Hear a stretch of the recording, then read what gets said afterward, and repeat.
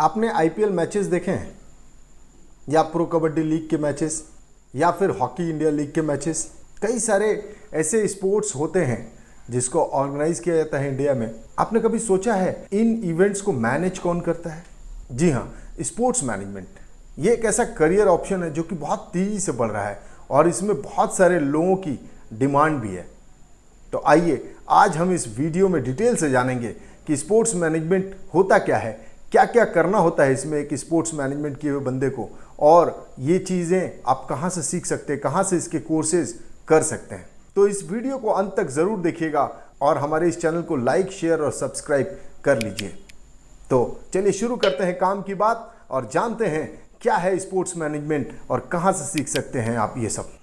Sports management, जैसा कि सुनने से ही आपको लग रहा होगा कि इसमें काम होता होगा स्पोर्ट्स को मैनेज करना। जी हाँ, बिल्कुल, बहुत सारी चीज़ें होती हैं इसके अंदर में। और स्पोर्ट्स मैनेजमेंट का जो पहला काम होता है, जो स्पोर्ट्स मैनेजर्स होते हैं उनका जो पहला काम होता है स्पोर्ट्स को ऑर्गेनाइज करना, उसके लॉजिस्टिक, उसके वेन्यू, उसके डिस्ट्रीब्यूशन, मार्केटिंग, सबका ध्यान रखना।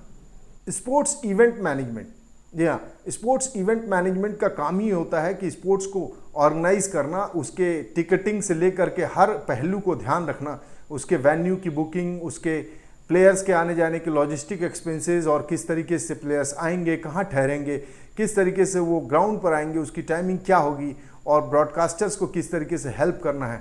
ये काम sports management, event management team करती है और इसके लिए ही पढ़ाई होती है। दूसरा पॉइंट है स्पोर्ट्स टीम मैनेजमेंट। जी, जैसे कि स्पोर्ट्स ग्राउंड पर जब मैनेज होता है वो ओवरऑल ऑर्गेनाइजेशन होता है, एक टूर्नामेंट का ऑर्गेनाइजेशन होता है, लेकिन उस टूर्नामेंट में जो पार्टिसिपेट करती हैं टीमें, उनको जो मैनेज करते हैं वो भी स्पोर्ट्स मैनेजर कहे जाते हैं, टीम मैनेजर्स कहे जाते हैं। इनका काम होता है बेसिकली स्पोर्ट्स में प्लेयर्स का ख्याल रखना, उनके लॉजिस्टिक्स का ख्याल रखना, साथ ही साथ वो कहाँ रुकेंगे, वो क्या खाएंगे, किस तरीके से वो वेन्यू पर पहुंचेंगे और किस तरीके से वो पार्टिसिपेट करेंगे। इन बातों का ध्यान रखने वाले को स्पोर्ट्स टीम मैनेजर्स कहे जाते हैं। स्पोर्ट्स मार्केटिंग एंड स्पॉन्सरशिप, बिल्कुल, स्पोर्ट्स इवेंट्स ऑर्गेनाइज करने के बाद, टूर्नामेंट ऑर्गेनाइज करने के बाद उसको मार्केट करना भी बहुत ज़रूरी है। वहाँ पे क्राउड आ सके, उनके जो स्पॉन्सरशिप्स हैं वो कहाँ से आएंगे, क्योंकि एक बहुत अच्छा खासा खर्च होता है उसमें और स्पॉन्सर्स बड़ी मात्रा में स्पॉन्सर करते हैं।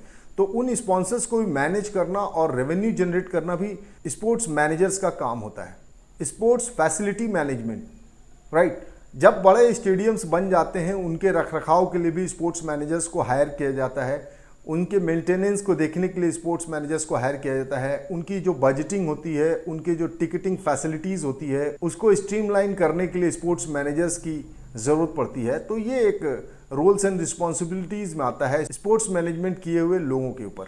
अगला रोल्स एंड रिस्पॉन्सिबिलिटीज़ होता है स्पोर्ट्स मैनेजर्स की है, वो है स्पोर्ट्स डेवलपमेंट। कोई भी स्पोर्ट्स को डेवलप करना भी बहुत ज़रूरी है। लाइक प्रो कबड्डी लीग पिछले कुछ सालों में जिस तरीके से डेवलप हुआ है, ये एक मार्केटेबल प्रोजेक्ट बन के रह गया और इसमें बहुत सारी नई टीमें और नए खिलाड़ी सामने निकल करके आए हैं।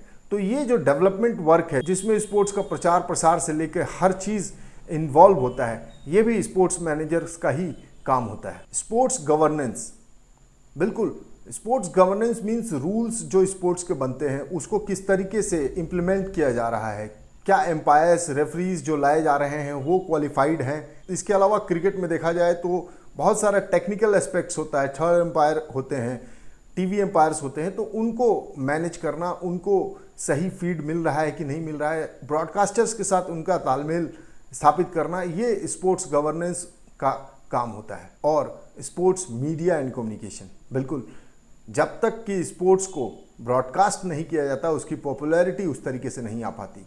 लाइक स्टेडियम में तो 20-25 हज़ार या 40 हज़ार के दर्शक ही देख रहे होते हैं, लेकिन अगर पूरी दुनिया की बात की जाए हजारों लाखों दर्शक एक साथ देख रहे होते हैं। पिछली बार जैसा कि आईपीएल में देखा गया कि जियो सिनेमा पर जब इसे टेलीकास्ट किया गया, फाइनल मैच को 2.5 से 3 करोड़ लोग सीधे डिजिटल जियो सिनेमा पर देख रहे थे। लगभग उतने ही लोग स्पोर्ट्स के टीवी चैनल्स पर इसे देख रहे थे, स्टार स्पोर्ट्स के टीवी चैनल पर इसे देख रहे थे।